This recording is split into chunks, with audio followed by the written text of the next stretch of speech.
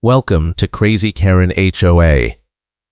The certified envelope showed up like a threat. I will not be ignored. Sharon yelled across the driveway, waving a laminated sheet like it was a warrant, and I knew right then she had made the same mistake twice. She thought I would fold like I did 3 years ago when the tow company showed up at 2 in the morning and I had no proof.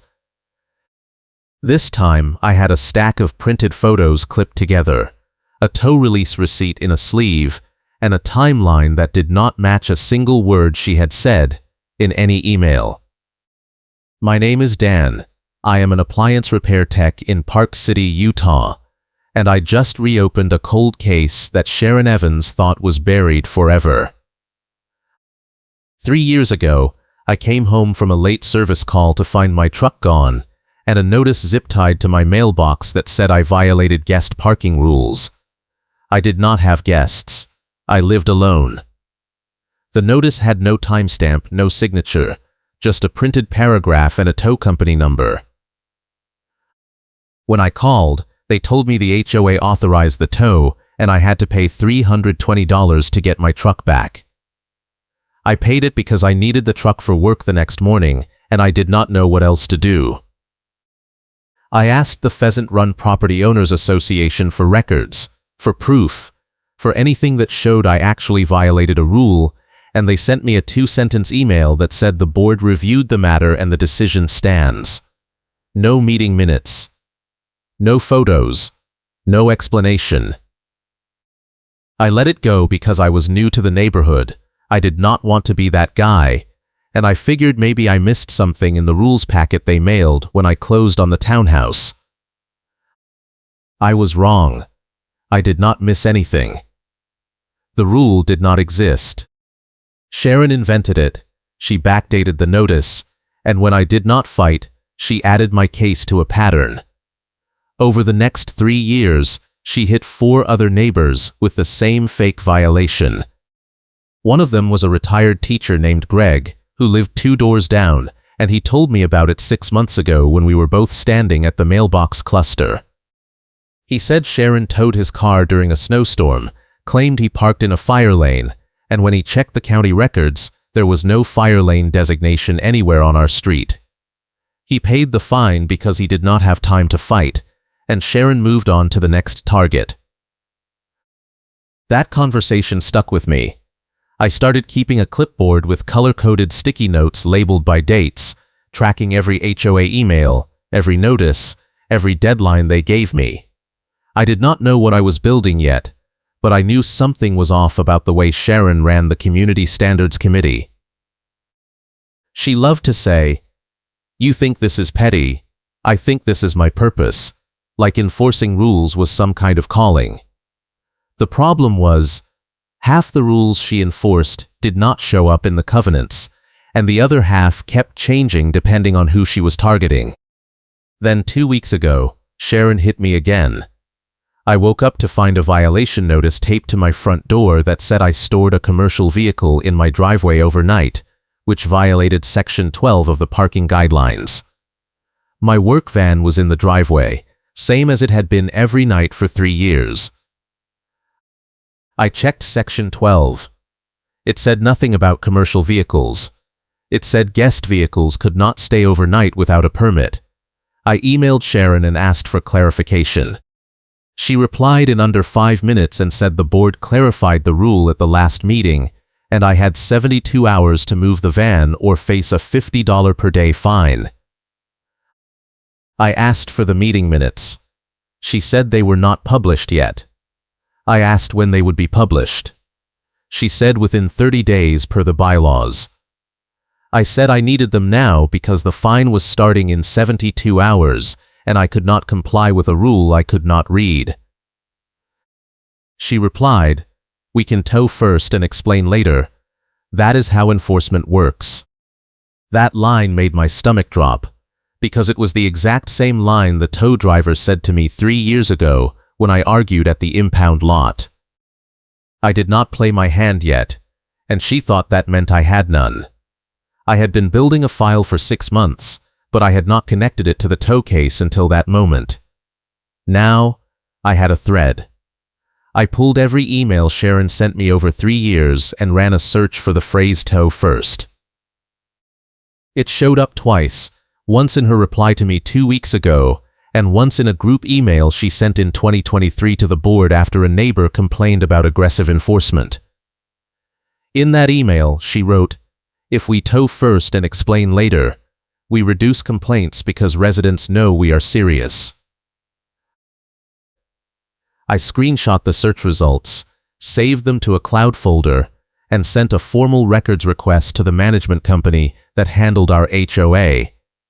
I asked for meeting minutes, board votes, parking rule amendments, and any correspondence related to overnight vehicle enforcement. The management rep, a guy named Luis, replied the next day and said he would pull the file and I could pick it up at the office within 10 business days. That gave me breathing room, but it also started a clock. Sharon would know I requested records, and she would have time to clean up anything that looked bad. I needed faster proof. I called Greg and asked if he still had the notice from his tow 3 years ago. He said no, but he had photos on his phone. I asked if I could see them. He invited me over that night. Greg lived in a townhouse identical to mine. Same floor plan, same builder-grade counters, same view of the retention pond. He pulled up his phone and scrolled back to January 2022. The notice was identical to mine. Same template, same phrasing, same formatting. The difference was his said Section 9 fire lane parking and mine said Section 12 commercial vehicle. I asked if he ever got a copy of Section 9. He said no, and when he asked Sharon for it, she told him the rules were available at the management office during business hours. He worked during business hours. He never saw the rule. I took a photo of his phone screen with my phone and thanked him. He asked what I was building. I said I was not sure yet, but I thought Sharon was running a tow scam. He nodded and said, "If you need a witness, I am in." The next morning, I drove to the management office before my first service call. The office was in a strip mall 20 minutes south of the neighborhood, tucked between a tax prep place and a vape shop. Luis was at the front desk, typing on a desktop that looked like it was from 2008. I asked if the records were ready. He said not yet, but he had a question. He asked if I requested the full board packet or just the minutes. I said I requested everything related to parking enforcement. He nodded slowly and said, "Okay, because the board packet includes emails, and some of them might be privileged." I said I was not asking for privileged information. I was asking for meeting records and rule amendments, which were required to be public under the bylaws. He said he understood, but Sharon called him yesterday and told him not to release anything without board approval.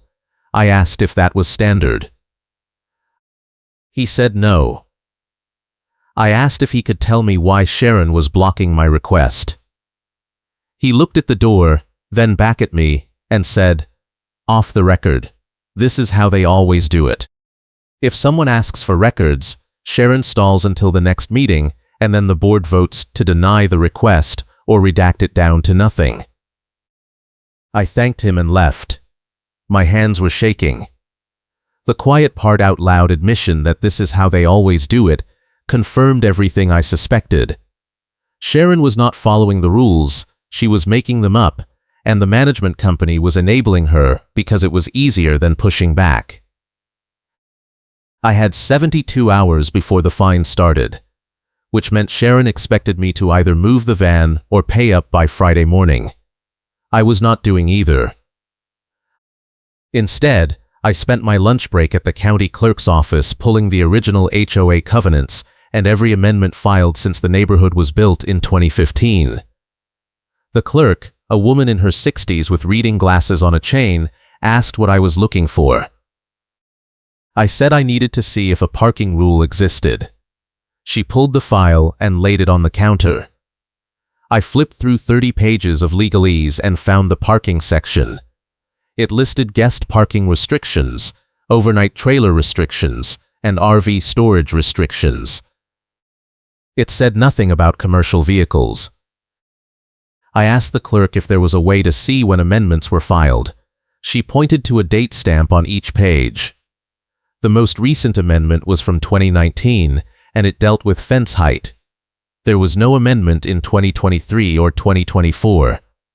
Sharon lied about the board clarifying the rule. The rule did not exist, and she knew it. I took photos of every page with my phone, paid $5 for certified copies, and drove back to the neighborhood. My phone battery was at 30% because I had been recording video and taking photos non-stop all morning. I plugged it into the van charger and called a local news tip line that Greg recommended. The staffer who answered asked what documentation I had. I listed the emails, the notice templates, the county records, and the witness statements. She said it sounded like a pattern and asked if I had proof the HOA knew. I said not yet, but I was working on it. She told me to keep everything organized by date and timeline, because if this went to court or a state investigation, documentation would be the only thing that mattered. I thanked her and hung up. The tip line advice was simple, but it changed how I was thinking about the case. I was not just defending myself anymore. I was building a prosecutable file. That night, Sharon emailed me again. She said the 72-hour deadline was now 48 hours because I failed to respond to her initial notice in a timely manner. I replied and said I responded within 5 minutes of receiving her email, and I attached a screenshot with the timestamp. She did not reply. Friday morning, I woke up to find another notice taped to my door. This one said the fine was in effect, and I owed $50 per day starting immediately. It also said my case would be referred to the HOA attorney if I did not pay within 10 days. I photographed the notice, checked the timestamp on the tape residue, and noted that it was applied sometime between midnight and 6 in the morning. Sharon was escalating, and she was doing it in ways that made her look more desperate. I did not move the van. I went to work, finished 3 service calls, and came home to find a group email in my inbox. Sharon sent it to every resident in the neighborhood with the subject line Community Standards Reminder. The email did not name me, but it described a resident who refuses to follow parking guidelines and is forcing the board to take enforcement action. It said the board values compliance, and residents who ignore reminders put the entire community at risk of fines from the county. The email was a lie. The county did not fine HOAs for parking violations. I checked. But Sharon sent it anyway because she wanted to turn the neighborhood against me before I had a chance to tell my side. 2 neighbors replied to the group email within an hour. One said she supported the board and appreciated their efforts to keep the neighborhood clean. The other said he was confused because he saw my van in the driveway every night for years, and it never seemed like a problem before. Sharon replied to the second neighbor and said enforcement priorities change based on complaints. And the board received multiple complaints about my van. I knew that was a lie because I asked Luis during my office visit if anyone complained about my van. He said no. Sharon invented the complaints to justify the enforcement, same way she invented the rule. I was done playing defense. I drafted a reply to the group email, but I did not send it yet. Instead, I called the HOA attorney's office and asked to speak to someone about a dispute. The receptionist transferred me to a paralegal named Monica. I explained the situation in under 2 minutes. Fake rule, backdated notice, group email shaming, and a records request that was being blocked. Monica asked if I had proof. I said yes. She asked if I could send it. I said I could, but I wanted to deliver it in person because I did not trust the management company to forward it. Monica paused, then said she could meet me Monday morning at 9. I said I would be there. That weekend, I organized everything. I printed the emails, the county records, the notice photos, the tip line notes, and Greg's phone screenshots. I put them in a 3-ring binder with tabs labeled by category: notices, emails, county records, witness statements, timeline. I also printed a second copy of the chain of certified letters proving the HOA received my cure and fined me anyway, because that was the trump card I was holding back. Sharon told me to move the van. I moved it to the street for 72 hours, and she fined me anyway because she said I did not notify her in writing. I had the email receipt showing I notified her 6 hours before the deadline. She deleted it from the portal. I did not tell anyone about the second copy. Not Greg, not Luis, not Monica. I was saving it for the moment when Sharon tried to deny everything in front of the attorney. Monday morning, I drove to the attorney's office in Salt Lake City. The office was in a glass tower downtown, the kind of place where you have to sign in at the lobby desk and wear a visitor badge. Monica met me in a conference room on the 8th floor. She was younger than I expected, maybe 30, with a blazer and a legal pad covered in notes. I handed her the binder and walked her through the timeline. She flipped through the pages, stopped at the county records, and said, "This rule does not exist." I said, "I know." She asked if the HOA knew. I said the board president knew. The management company knew, and they were blocking my records request to cover it up. Monica wrote something on her legal pad and said, "If this is accurate, the HOA is exposed to a claim for wrongful enforcement and possibly fraud." She asked if I wanted to file a formal complaint with the State Consumer Protection Office. I said yes. She walked me through the process. I would need to submit a written complaint with all my documentation. The state would open a case file, and the HOA would be required to respond within 30 days. If the HOA could not justify the rule or the fine, the state could force a refund and impose penalties. Monica said she would draft a demand letter on my behalf and send it to the HOA's registered agent, which was the management company. The letter would give the HOA 10 days to reverse the fine, provide the meeting minutes, and issue a written apology. If they did not comply, she would file the state complaint, and I could pursue damages in small claims court. I signed the retainer agreement and left. The demand letter went out Tuesday morning via certified mail. I got the tracking notification Wednesday. Sharon signed for it Thursday at 10 in the morning. By Thursday afternoon, Sharon was on my porch. I was inside eating lunch when I heard the doorbell, then pounding. I opened the door, and she was standing there in her purple blazer with a reflective safety vest thrown over it, holding a laminated policy sheet and a handheld radio clipped to her belt like she was site security. She said, "You are making this so much harder than it needs to be." I said, "I moved the van. You fined me anyway." She said, "You did not follow the notification procedure." I said, "I emailed you 6 hours before the deadline and you acknowledged it." She said, "That email is not in the system." I said, "I have the receipt." She said, "The system is the official record." I pulled out my phone, opened the email app, and showed her the sent message with the timestamp. Her face went red. She said, "This does not prove anything. You could have edited the timestamp." I said, "Email headers do not lie. If you want, I can send this to the attorney and let her verify it." Sharon stepped closer, close enough that I could smell her coffee breath. She said, "You think this is petty? I think this is my purpose. You are the one resident who refuses community standards, and I am not going to let you turn this neighborhood into a free-for-all. A teen on a bike braked hard at the end of my driveway and stopped to watch. Sharon glanced over, saw the kid, and her voice dropped. She said, "You are going to regret pushing this.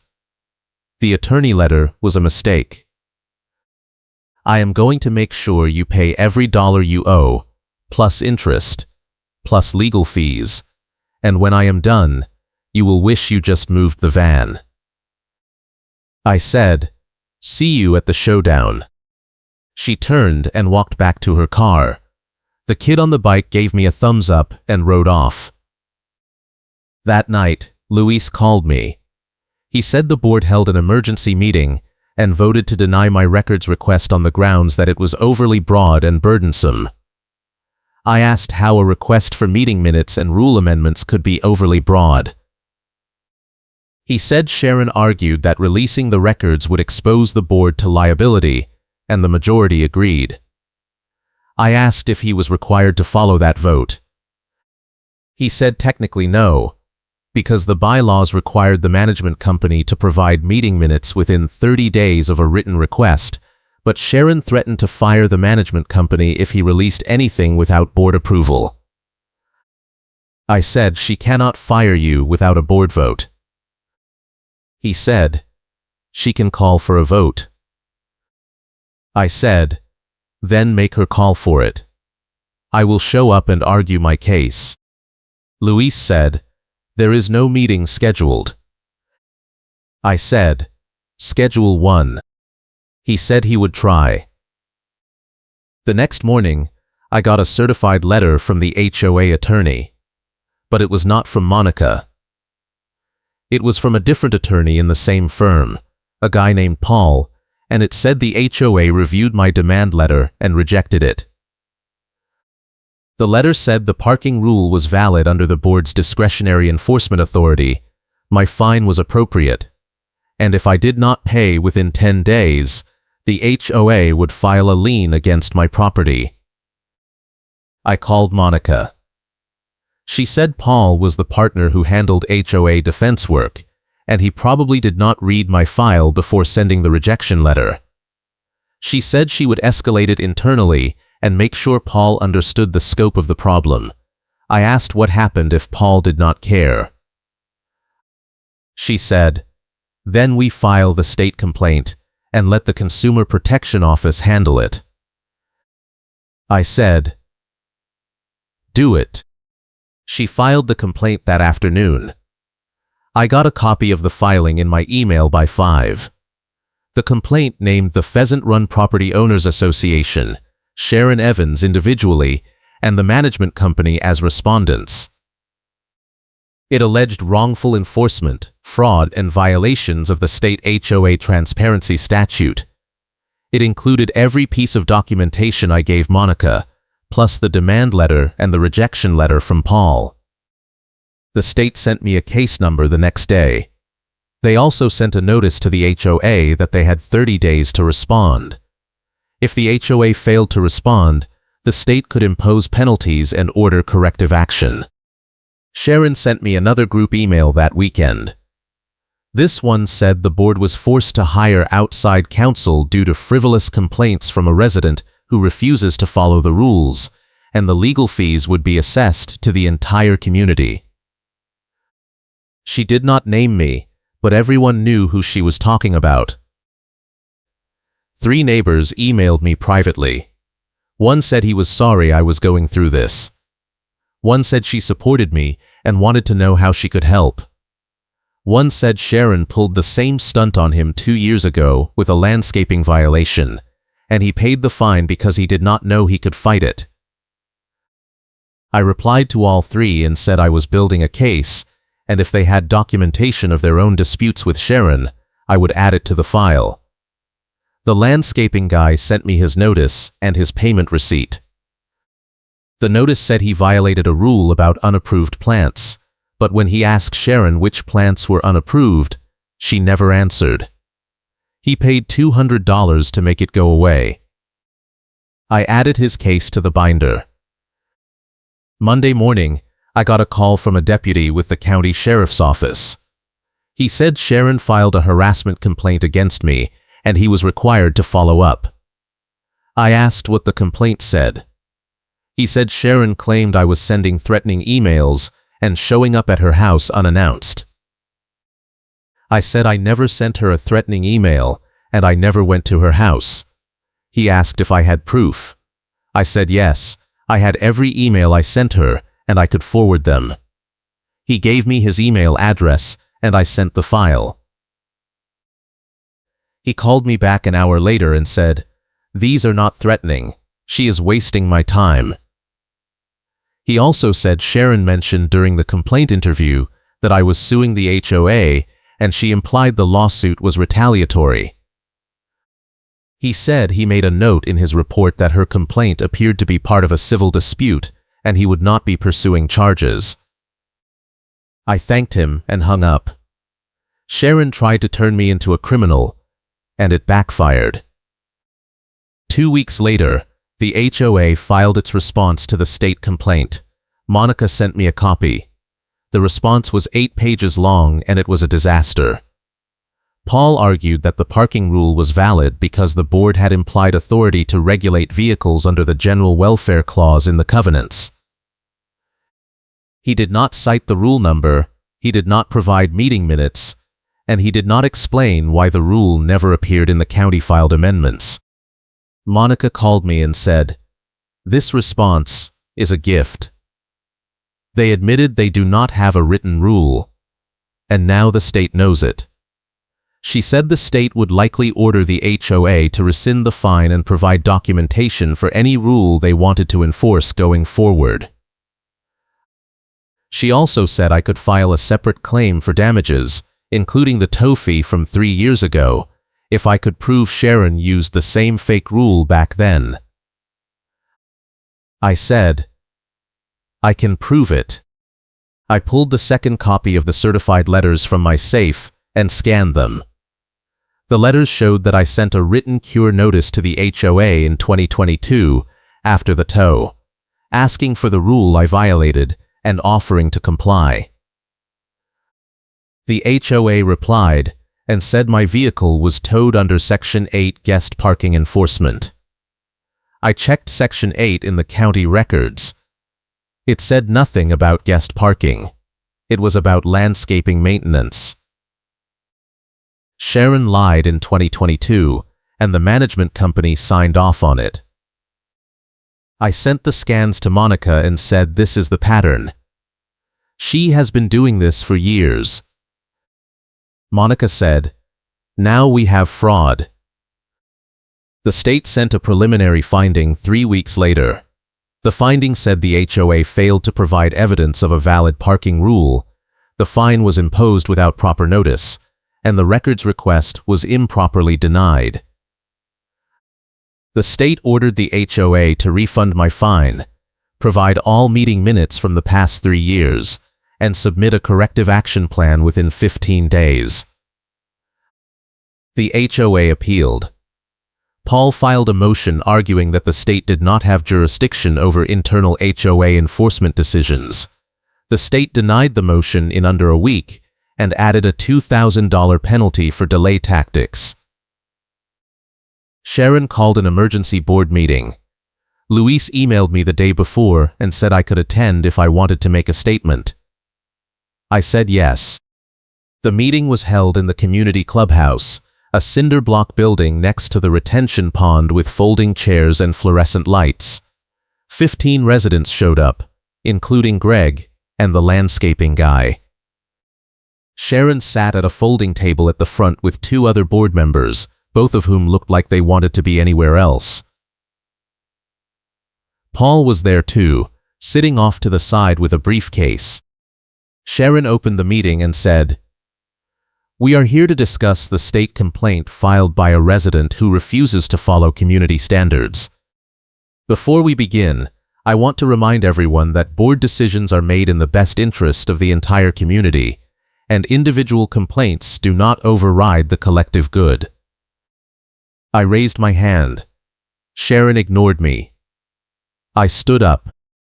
I said, "The state found that you fined me under a rule that does not exist. You blocked my records request to cover it up. You sent group emails to shame me.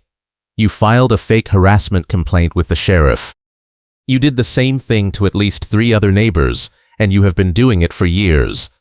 This is not about community standards. This is about you abusing your authority because no one ever called you on it." Sharon's face went purple. She said, "You are out of order." I said, "The state already ruled. You lost. The only question now is whether the board fires you or waits for the state to force you out." One of the other board members, a man in his 50s with a polo shirt, leaned over and whispered something to Sharon. She shook her head. He whispered again. She stood up and said, "This meeting is adjourned." Paul stood up too and said, "Wait." He looked at Sharon and said, "We need to talk." The room went silent. Paul asked the residents to step outside for a few minutes while he spoke with the board. Everyone filed out. I stayed near the door and listened. I could not hear the full conversation, but I heard Paul say, "You told me the rule was valid," and I heard Sharon say, "It was implied." Paul raised his voice. He said, "Implied authority does not work when the state asks for the written rule. You expose the association to liability, and I cannot defend this." The door opened, and Paul walked out. He looked at me and said, "You will get your refund." He got in his car and left. 5 minutes later, the board members came out. The man in the polo shirt said the board voted to rescind my fine, provide the meeting minutes, and remove Sharon from the Community Standards Committee pending further review. Sharon was not with them. She was still inside. I walked back into the clubhouse. Sharon was sitting at the table with her head in her hands. I pulled the second copy of the certified letters from my jacket and put them on the table in front of her. I said, "These are from 2022. You fined me under a fake rule then too. You did it to Greg. You did it to the landscaping guy. You have been running this scam for 3 years, and I have proof of every single case. The state has it now. If you do not resign, I will make sure this goes to the Attorney General, and you will be personally liable for fraud." Sharon looked up. Her eyes were red. She said, "You think this is petty? I think this is my purpose." I said, "Your purpose just ended." She did not reply. She stood up, walked out, and got in her car. I never saw her at another meeting. The state closed the case 2 months later, after the HOA submitted a corrective action plan that included new transparency rules, mandatory board training, and a requirement that all enforcement actions include written citations to specific rule numbers. The HOA also refunded my fine, my tow fee from 2022, and Greg's tow fee. The landscaping guy got his $200 back too. Sharon resigned from the board in writing the following week. The resignation letter did not include an apology, but it did include a paragraph blaming me for creating a hostile environment. The board did not accept the blame. They voted to accept her resignation with no comment. Luis called me a few days later and said the board hired a new management company and he was staying on as a consultant to help with the transition. He also said the new company reviewed the records I requested and found something strange. The meeting minutes from the past 2 years listed votes on parking enforcement that never actually happened. Luis pulled the video recordings of the meetings from the clubhouse security system, and the votes were not on the tapes. He said, Sharon was editing the minutes after the fact to make it look like the board approved her decisions. I said, "That is fraud." He said, "I know." The new management company reported it to the state. The State Consumer Protection Office opened a second investigation. Sharon was named individually this time, along with the old management company for enabling the behavior. I do not know what happened to the old management company, but Sharon settled with the state 6 months later and agreed to pay a $10,000 penalty and never serve on an HOA board again. The twist came 3 weeks after Sharon resigned. I got a call from a neighbor I barely knew, a woman named Linda who lived on the other side of the pond. She said she was cleaning out her garage and found a box of old HOA notices from 2020. One of them was a tow notice identical to mine, but it was dated 6 months before the neighborhood even had a tow contract. She asked if I wanted to see it. I drove over that night. The notice had the same template, the same wording, the same formatting. The difference was the tow company name was different. Linda said she never got towed because she moved her car before the deadline, but she kept the notice because she thought it was weird that the HOA was threatening tows when there was no tow truck contract in place yet. I took a photo and added it to the file. The notice proved Sharon was issuing fake enforcement threats before the HOA even had the vendor relationship to back them up. It was not about enforcement. It was about control. I sent the photo to Monica. She forwarded it to the state. The state added it to the open investigation. A month later, the board held a budget meeting to discuss the legal fees Sharon racked up during the dispute. The total was $42,000. Most of it billed by Paul's firm for work that did not need to happen. One of the neighbors stood up during public comment and said, "Sharon cost us $42,000 because she refused to admit she was wrong. We should send her the bill." The board did not send Sharon the bill, but they did vote to pursue reimbursement from the old management company for failure to supervise. The management company settled quietly and paid $15,000 back to the HOA reserve fund. Greg threw a small party at his place to celebrate the settlement. 5 neighbors showed up, including the landscaping guy and Linda. We stood around Greg's kitchen and talked about what it felt like to finally push back and win. One of the neighbors said, "You know Sharon is still in the Facebook group, right?" I said, "I do not care. She cannot touch me anymore." But 2 days later, Sharon tried one more move. She filed a small claims lawsuit against me for defamation, claiming I damaged her reputation by calling her a fraud in front of the board and the attorney. The lawsuit asked for $5,000 in damages. I called Monica. She said the lawsuit was frivolous and we could get it dismissed with a motion, but it would cost me another legal fee. I asked how much. She said around $1,000. I said do it. Monica filed the motion and attached the state findings, the settlement agreement, and the corrective action report. The judge dismissed the lawsuit without a hearing and ordered Sharon to pay my legal fees. The order came in the mail 3 weeks later. Sharon sent me a check for $1,200. No note. Just the check. The final showdown happened 6 months after the state closed its case.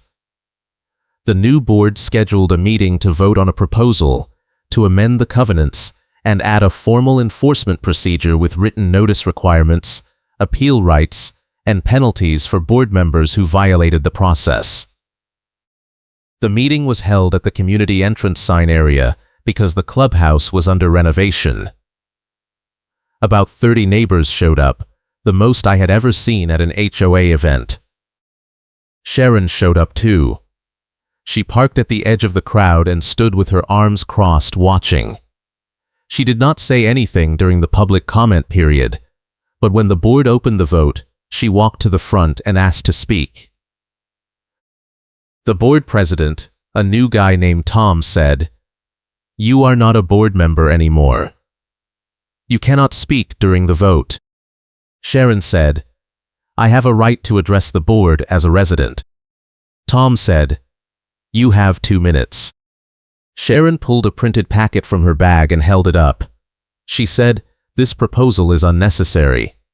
The board already has enforcement authority under the existing covenants. Adding more rules will only create confusion and make it harder to maintain standards. I recommend the board vote no." I stood up. I pulled my own printed minutes packet from my jacket, the one with the color-coded sticky notes labeled by dates, and held it up. I said, "The existing enforcement authority is what Sharon used to fake violations, backdate notices, and block records requests for 3 years. This proposal fixes that. If the board votes no, we are right back where we started."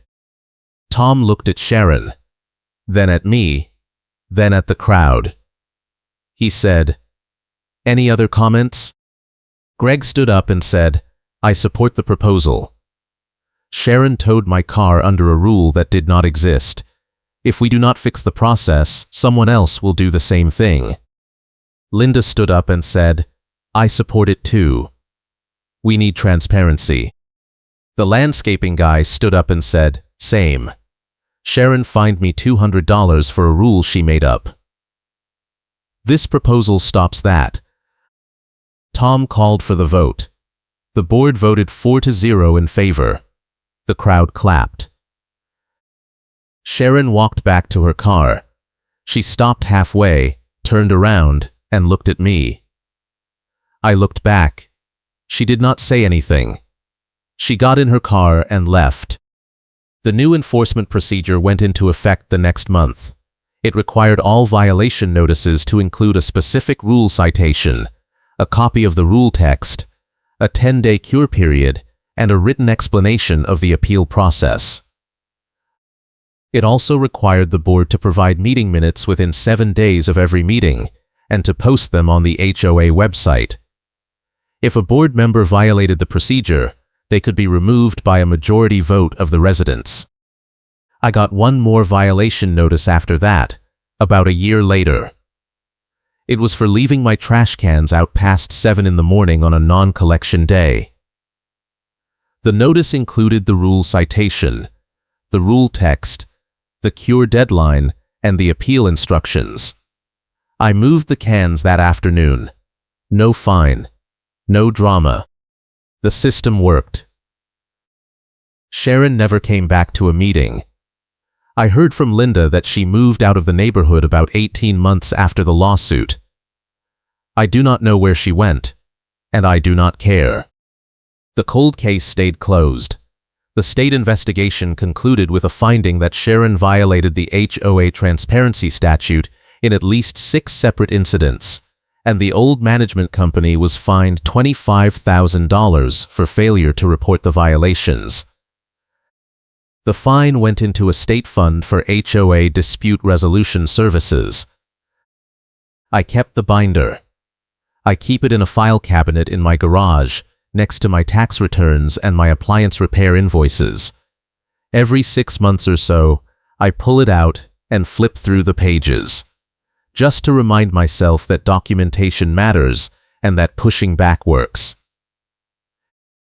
Greg still lives 2 doors down. We have coffee once a month and talk about the neighborhood, the board, the new rules. He says the HOA is boring now, which is exactly what it should be. The landscaping guy moved out last year for a job in Denver. Before he left, he stopped by and thanked me for fighting the case. He said it gave him the confidence to push back at his new place when the HOA there tried to fine him for a mailbox color. He won that one too. Linda still sends me articles about HOA horror stories. She says she is keeping a file in case the board ever goes bad again. I told her I hope she never needs it, but I am glad she is ready. The tip line staffer I talked to during the investigation called me a year later and said my case helped the state rewrite the HOA enforcement guidelines. The new guidelines require written rules, timely appeals, and penalties for board members who abuse their authority. She said my documentation was used as a model for what residents should keep when they are in a dispute. I thanked her and said I was just trying to protect myself. She said, "That is how change happens." The Pheasant Run Property Owners Association is still around.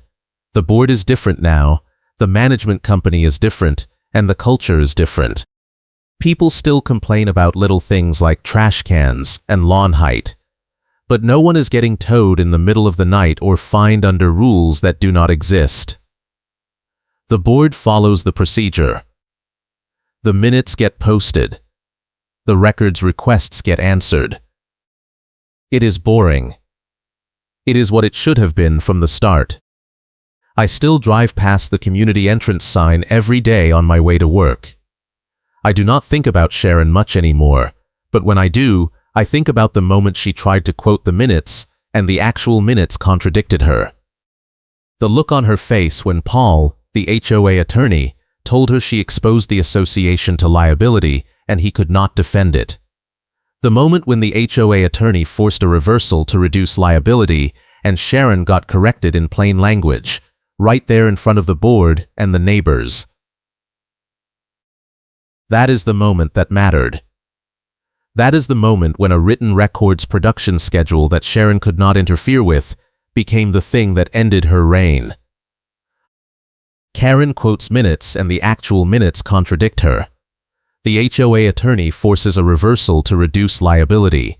Sharon gets corrected by the HOA attorney in plain language. A written records production schedule that Sharon cannot interfere with. Those are the beats that close the case. Those are the beats that made it stick. If your HOA tries this, keep receipts, and I will see you next time.